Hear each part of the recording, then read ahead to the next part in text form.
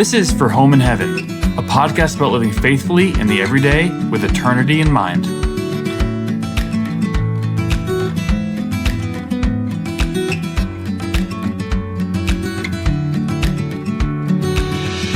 All right. Hey, everybody. Welcome to For Home in Heaven. I'm Noah. And I'm Mary.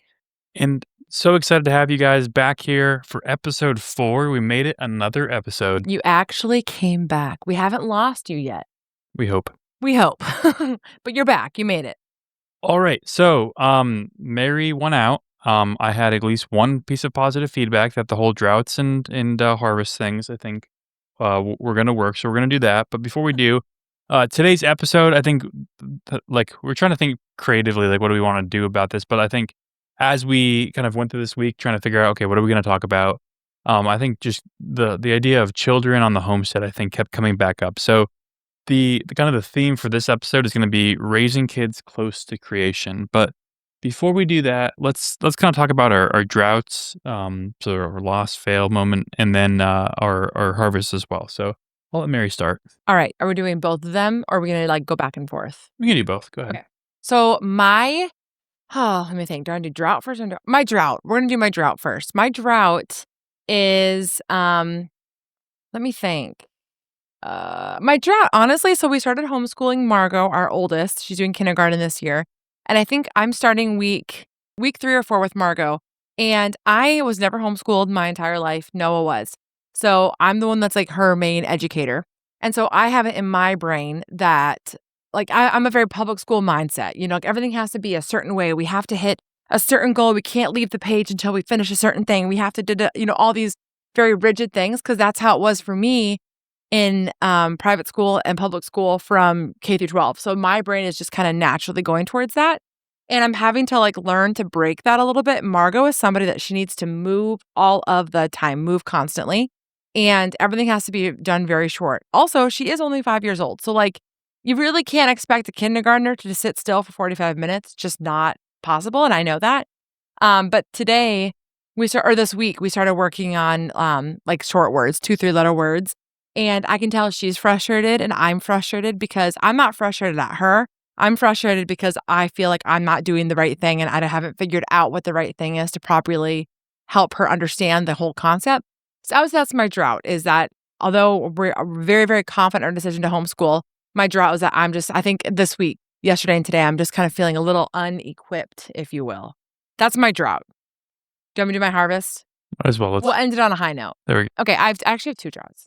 2 droughts or 2 harvests? Oh, I'm sorry, 2 harvests.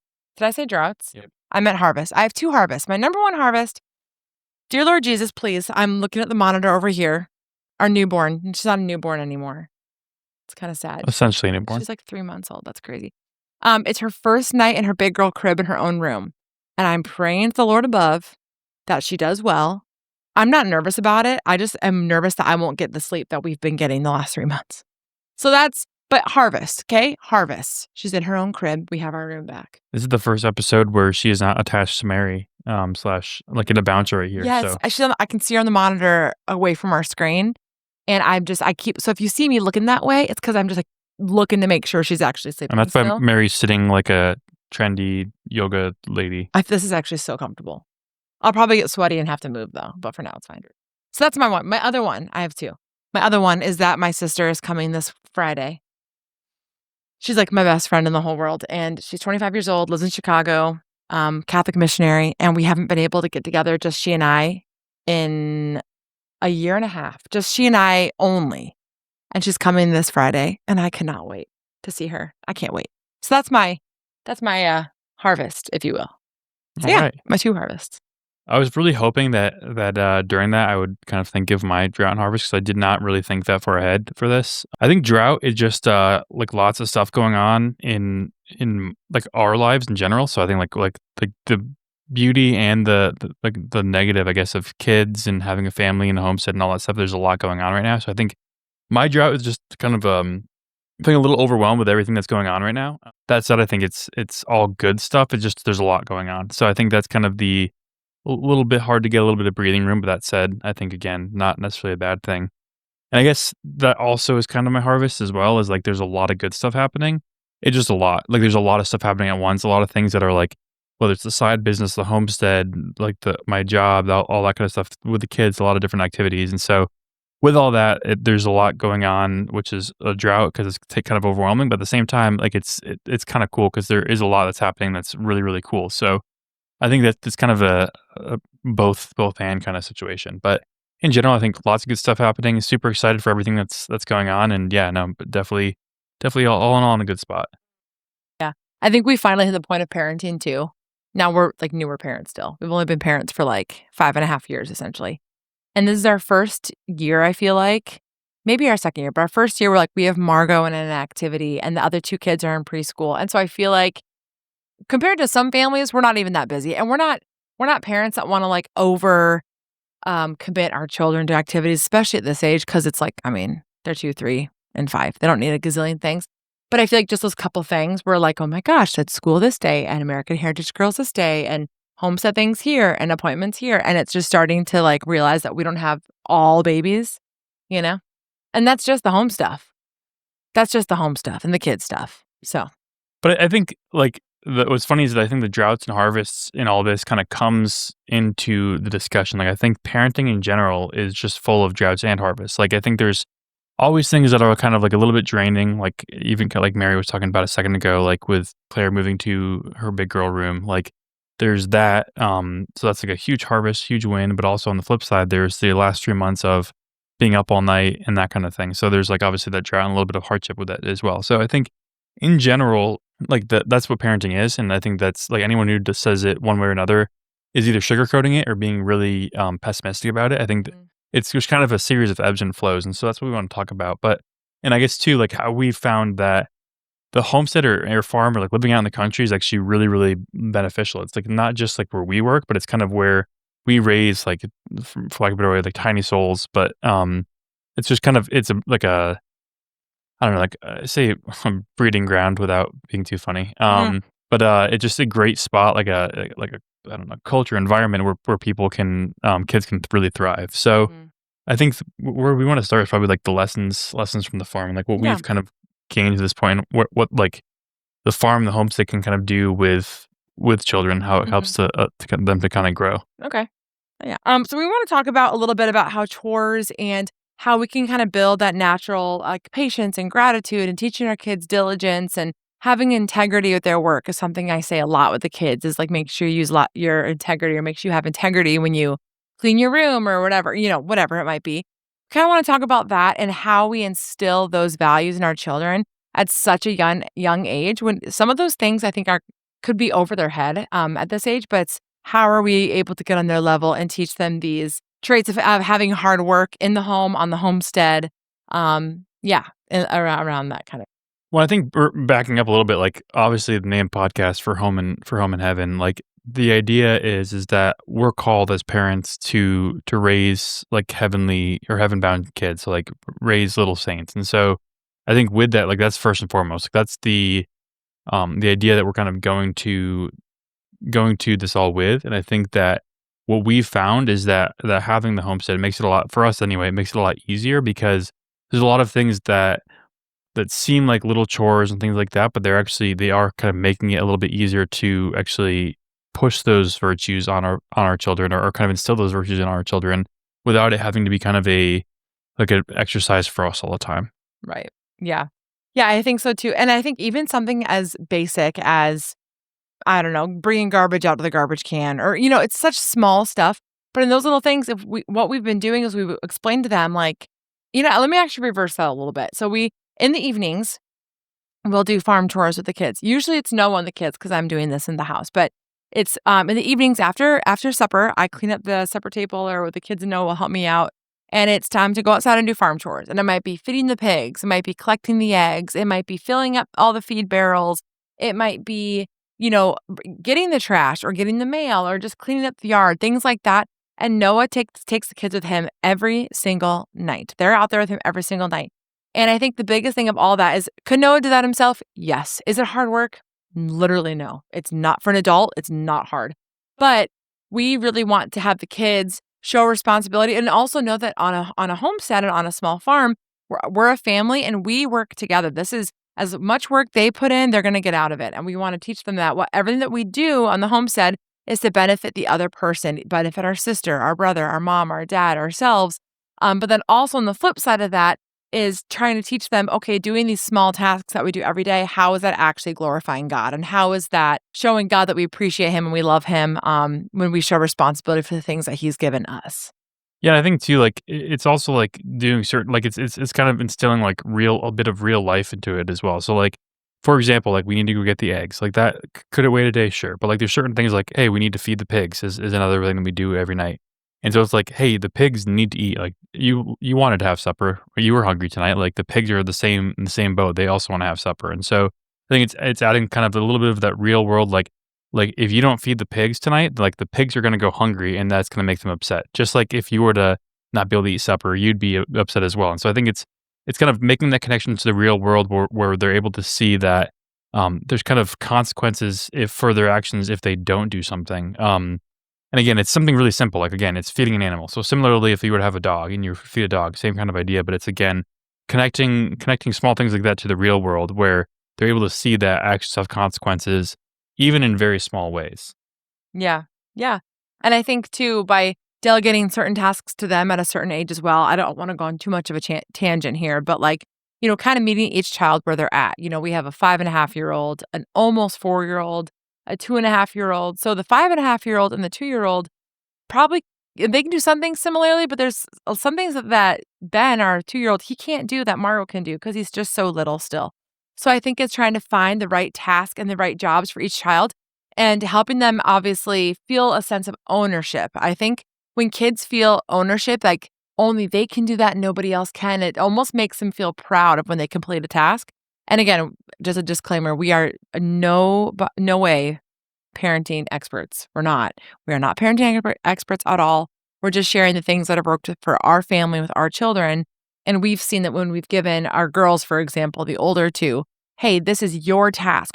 We are trusting you to do this task. Like, can we put our trust in you to do it? I think they feel that sense of ownership. Our second one, especially, she loves to have tasks. She loves to help Noah on the farm. And she feels so proud. And she'll even come to us and say, Mom, Dad, are you proud of me?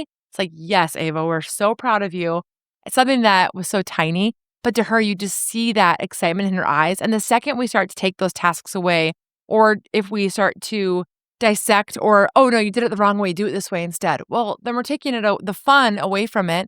And, that sense of ownership, that sense of wanting to actually help us out is going to go away if we just start nitpicking everything that they're doing. So yeah, those are just kind of some things that we've done to kind of help out with them. And I think too, it's for us, what I've seen anyway. Like again, like Mary said, I'm kind of the one who tends to go out with him in the evenings, and so like I've even seen like the patience. So like Margot, the oldest, she was just mentioning like the oldest and the 2-year-old are obviously very different, but like Margot is now kind of taking that responsibility like in the leadership, and she's like, hey Ben, I'm going to show you how to collect eggs as an example. And so she'll like take him by the hand, like actually show him the step by step process on how to do it. She'll kind of walk him through. She'll kind of hold his hand, not like figuratively in this second sense, like how to do it, and actually will be patient, not as patient as I guess an adult might be. But that said, she has been learning patience with Ben and kind of showing him the ropes around that.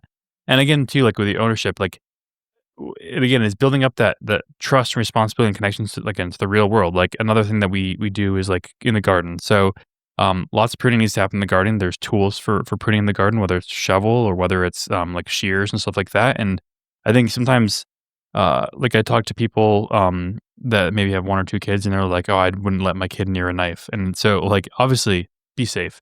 But that said, like, The kid has to learn. They have to learn. Like, yeah, what's the worst that can happen? yeah, They get cut once. Well, then they've learned, yeah. So, like, again, right?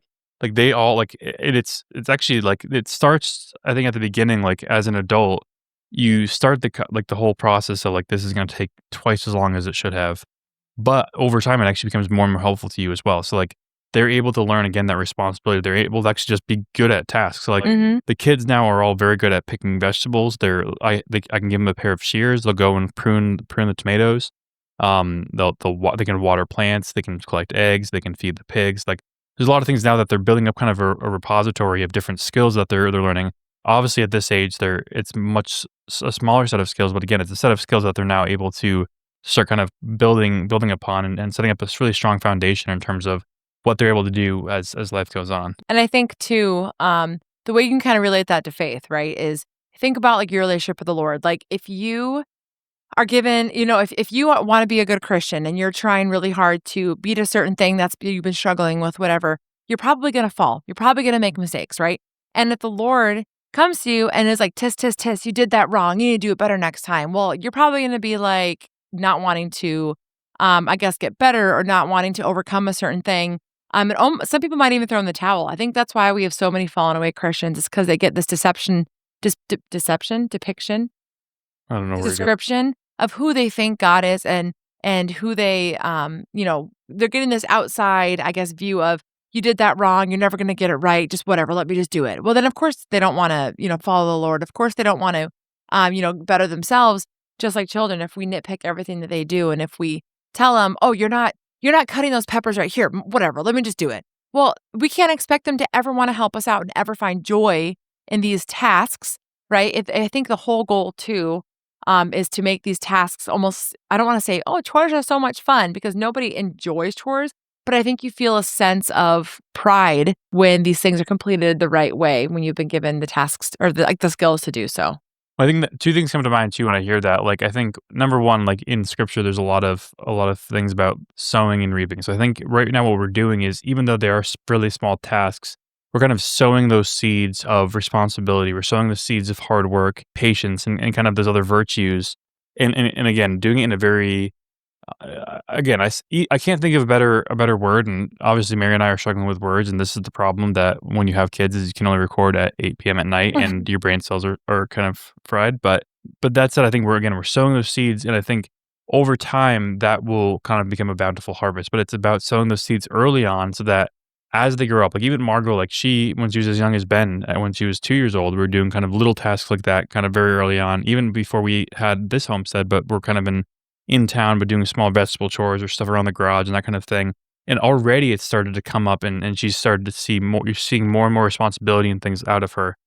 I think additionally too, the thing that this makes me think of is again, thinking of God as a good father, kind of like Mary was mentioning about the kind of the description or depiction people have of their in their heads of being a Christian and kind of the tisk tisk is the idea of like for me anyway, I guess as parents, but specifically me, like when I get frustrated with them for doing something that's like kind of silly or kind of getting bored or whatever else, then like reflecting in prayer, that's kind of funny for me where I'm like, wow, like God must be really ticked at all like things that I Oh do, but my like gosh, yeah. how patient he is and what a good example of patience and being a good father that he is. Because again, the amount of things that we do that again are very like we're given relatively simple tasks, like to know, love, and serve God, and to really kind of aim ourselves to heaven. And so, the fact that we screw that up so much, and again on relatively small things, and so I think it's for me too. It's kind of a reminder. We're like like keep working more on myself, but also like the like how good and patient God is with each and every one of us through all that. But I think kind of just to tie all this together is really thinking of Proverbs. There's this my mom was really big into the Bible songs growing up. So this I can't like say this without wanting to sing it. But Proverbs 22:6 is about train up a child in the way they should go, and even when they grow old, they won't abandon it. And again, that goes back to the whole idea of sowing virtue. And the more and more that you do that, and more you make it a habit, virtue just again it becomes a habitual part of who you are versus it being something that you really need to strive more and more towards. So I think that's something that is really important and some of the things that, again, you can do very simply around the homestead. I think something too, so kind of shift gears a little bit here. I guess some more real life examples or perspectives for us, ways that we kind of, I guess, deal with this or I guess discipline ourselves in this. I know for me, obviously with motherhood, with fatherhood, there's a lot of exhaustions, but I'm only a mother, so I can only speak for myself. That said, when I'm with the kids all day long at home, which I absolutely love and have no regrets on, there comes a lot of exhaustion. There comes a lot of, yeah, just a lot of, I guess, a lot of exhaustion. Not so much physical, well, yes, physical, mental, emotional, spiritual. There's a lot of ways that's really heavy for a mother of four young children. And so, when I'm with them all day long, just like anybody else, right? There are times where I find myself being very punchy or being Like Noah's saying, I'm not being very patient with the children by the end of the day, and or I found myself not to be very patient with children at the end of the day. Or if it's ever a day where everyone's on everyone's nerves, and it's just the house is loud and not a good kind of loud, but like an angry loud, where didn't sleep last night kind of loud. It's just really rough. Those are the days that I have been sincerely, I have been really trying to lean on Mary, Mother of God, obviously not me. That which is, I think a few episodes ago, I mentioned that I kept a picture of Madonna and child in the windowsill above the kitchen sink as a reminder to myself every time I'm having a hard time or I'm washing dishes or whatever. I will constantly look at that image and just be like, Mary, please help me mother my children the way that you mothered Jesus. I want to be patient. I want to be gentle. I want to be kind. And even when it's frustrating for me or when I'm so incredibly exhausted or when I'm physically tired or things like that. So yeah, that's something that I really try to do is just constantly ask Mary for her intercession, to pray for me and to pray and to guide me and show me how to mother my children the best. And I always find it the times that I wake up in that morning and I'm saying my rosary for the morning or saying prayers or whatever. When I'm like, today's the day, I'm going to be really patient. I'm going to be really gentle. I'm going to be really kind. Satan hates that. So those are the days that he's like, "Hey, let's give you 3 toddlers that don't want anything to do with each other today." Or, "Hey, let's have you stub your toe in the corner of like the walls 3 times today. Let's have you burn your bread that you just tried to bake for the week." Like there's so many things that happen on the days that I'm specifically trying to be a more patient and gentle mother. I just feel like that's always how it is because just Satan just hates what we do in the home, and he doesn't want us to parent our children well. He doesn't want us to be patient with our children. So yeah, it's just funny how that always works. But yeah. Yeah, and I think too, like, similar to what I was just saying earlier about, like, being patient, like, that's my big thing. So, like, obviously slightly different, like, than Mary, where, like, I'm at the office all day or I'm working in the home office, and, like, there's obviously the animal chores, but then there's other things around the homestead that, like, okay, we wanna put in this lean-to or I want to build this pig fence or whatever else. And, like, the second I'm done, like, that's the first thing I wanna be able to do, like, after saying hi to the kids and Mary and everything. But, like, I think there's that kind of tendency and almost, like, I guess temptation to, like, not balance the work and the play. Like, I think letting kids be kids, I think, is another thing, and also going back to the whole idea of being patient and bringing them along with you, because I think that's the coolest thing too that I've seen is that's all the kids wanna do is, like, as soon as you're outside working, all the kids wanna do is they wanna be outside with there with you. They wanna be helping you. They're like, "Dad, how can I help? How can I help?" Which obviously huge, like, that's a huge win, because that they wanna be helping. But then there's, like, that balance of, like, then they wanna play or they wanna do something their way or whatever else, and it's I think challenging, like, being a dad and, like, needing to get stuff done around the homestead, but also, like, how do you balance that when you need to get stuff done, but you also wanna include your kids? And so that's something that's kind of a just constant reminder for me, and back to what I said earlier about, like, the good father, like, again, wanting to get, like, put up fence and, like, have shown the kids a couple times how to do it.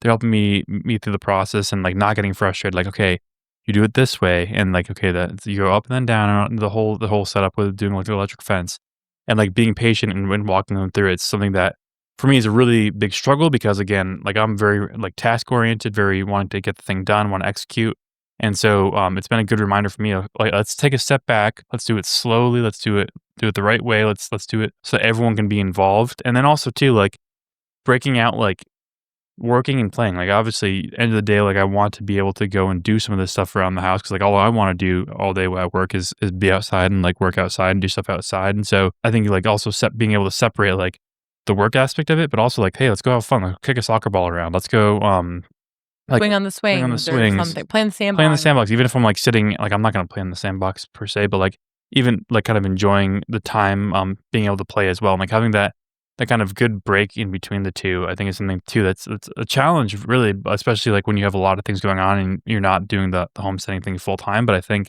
again, it helps you to also remember too, like, what's most important in this world. It's not, "Let's get more stuff done, let's be more productive," and all that stuff, like, that obviously is really beneficial, but that said, I think it kind of helps to put things in perspective, and kind of order your life, which I think is another big thing about, the homestead.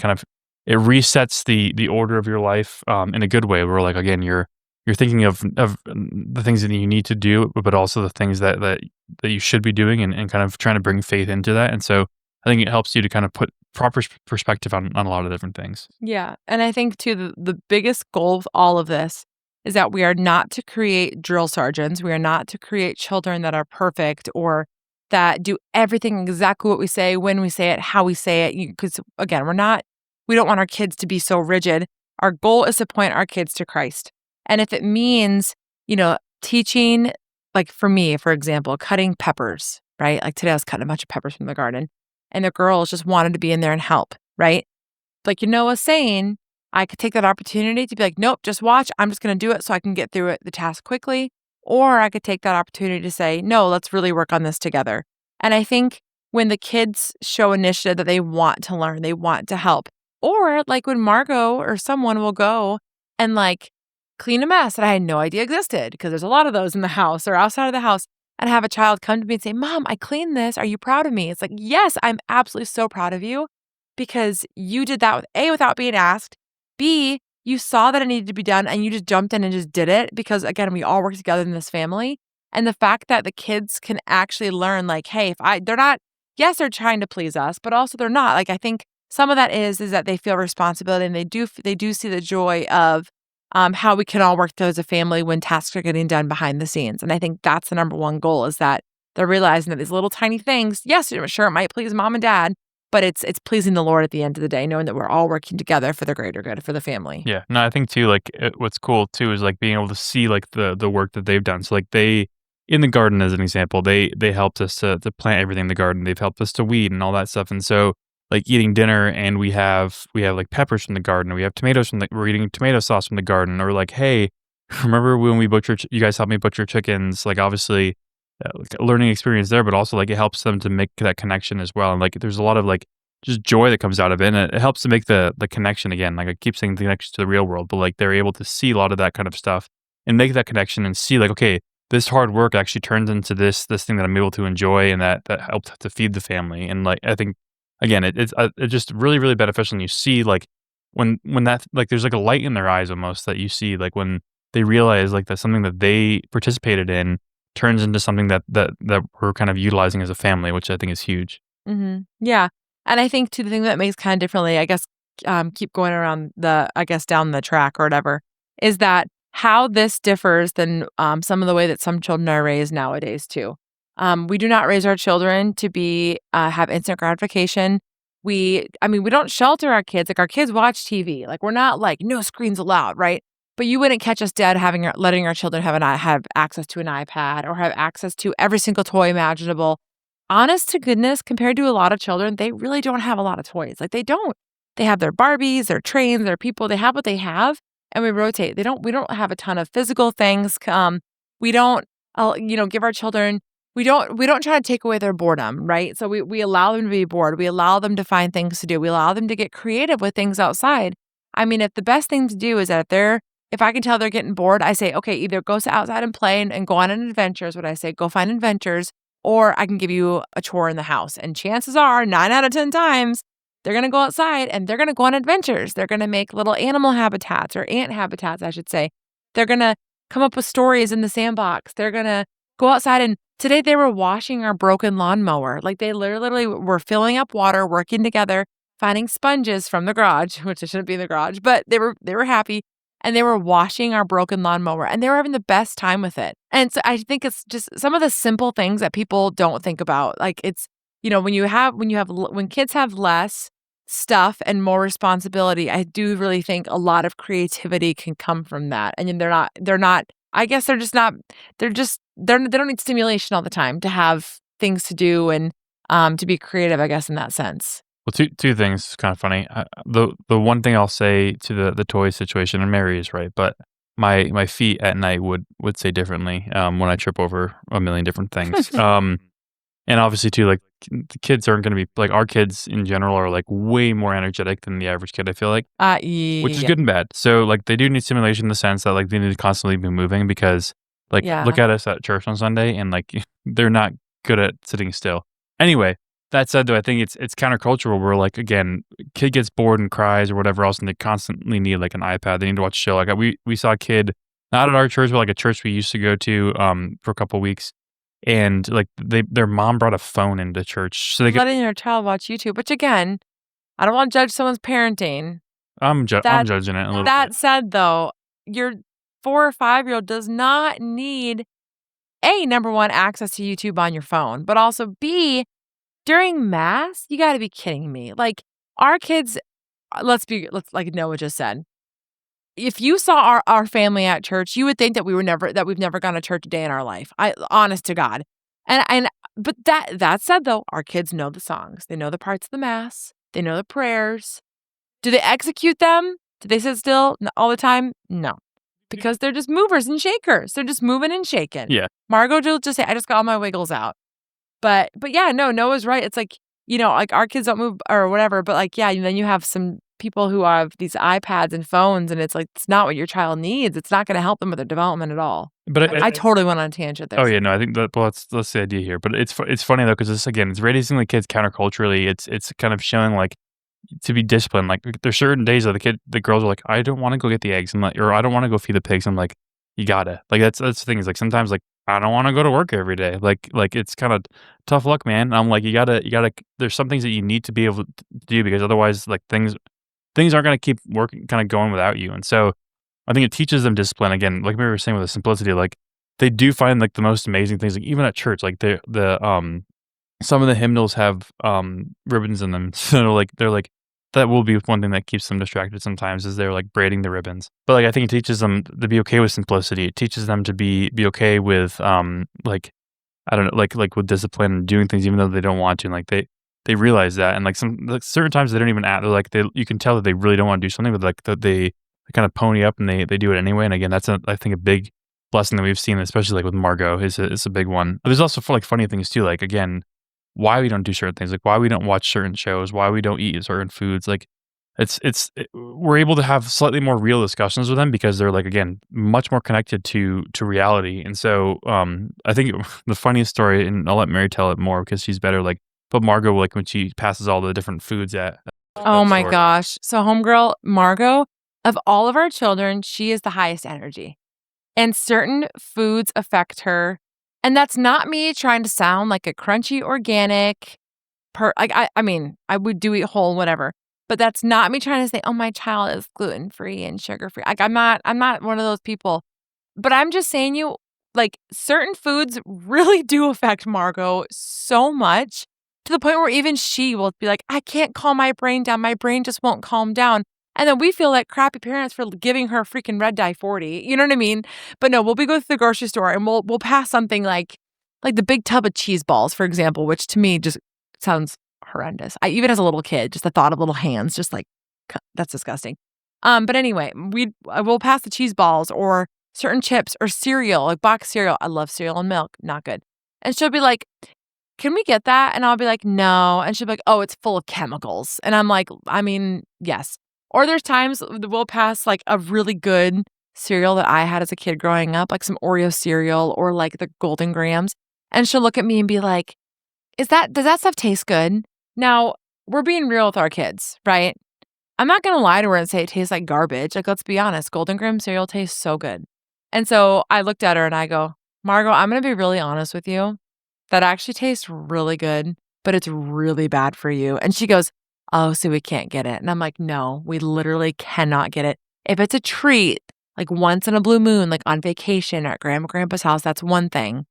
But no, we can't. It's and then I'll tell her, it'll make you cray cray shenay nay. And she goes, oh yeah, I don't want to be more cray cray shenay nay. I'm like, no, you don't want that, homegirl. Like that's just how we talk to our kids. Like we're not gonna lie and say it tastes really gross. No, it tastes so good. We all know it. It's just so bad for you, which is why we don't get it.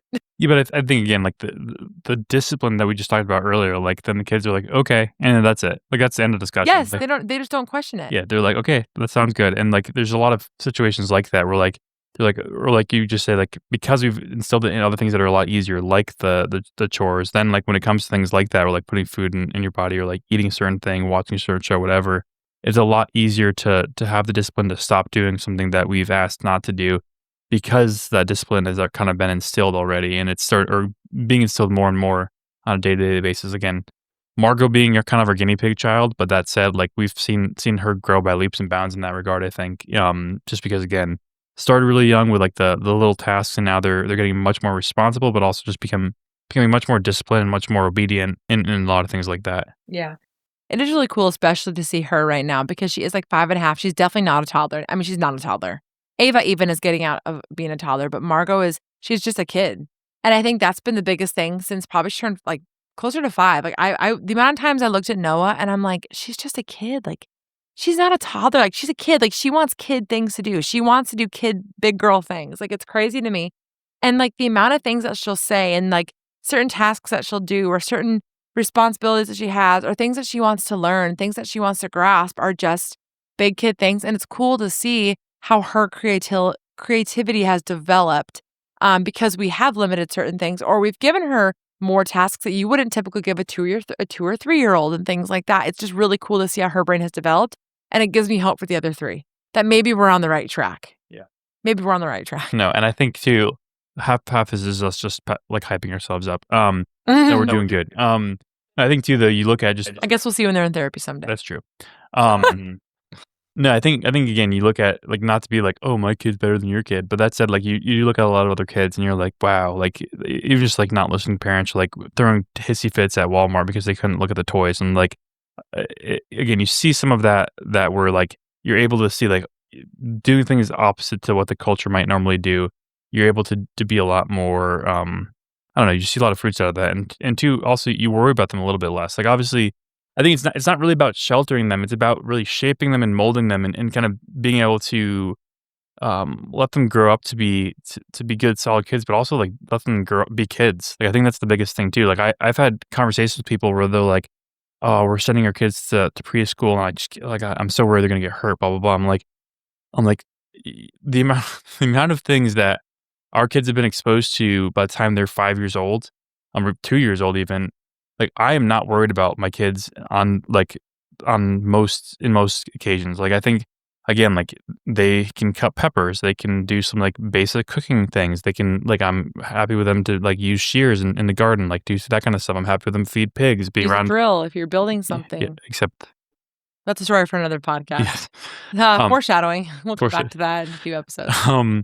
But again, like I think, they're comfortable, like they can use hammers, they can use nails, like they're comfortable around a lot of that stuff. And again, so it's not about sheltering them from like it's about like giving them the room to grow in really not in a confined space, but like with guides and with kind of some Certain like bounds. bounds and support, so that like Mhm. again they can go out into the world and they'll have a really kind of good head on their shoulders. They'll be well-rounded kids without being exposed to a lot of the junk that you see nowadays. But again, even if they do see some of that, I think that again, the story about the grocery store is kind of more funny than anything else, but it helps to illustrate like again, we're setting up our kids, I think, for success in the long run because they're starting to see what the consequences are, and they're starting to see like what the outcomes are of actions and that and like the positives and negatives and how it affects them, and they're starting to make those connections. And again, not we don't want our kids to grow up too fast. Like it's like even Margot growing up the way that she is, I'm like, it's getting harder and harder for me to pick her up because she's getting so big. But that said, like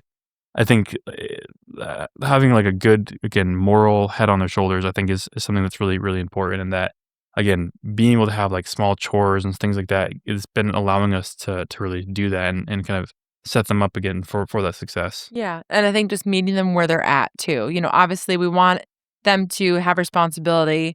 We want to be able to give them responsibilities, especially as they get older, but also remembering their age.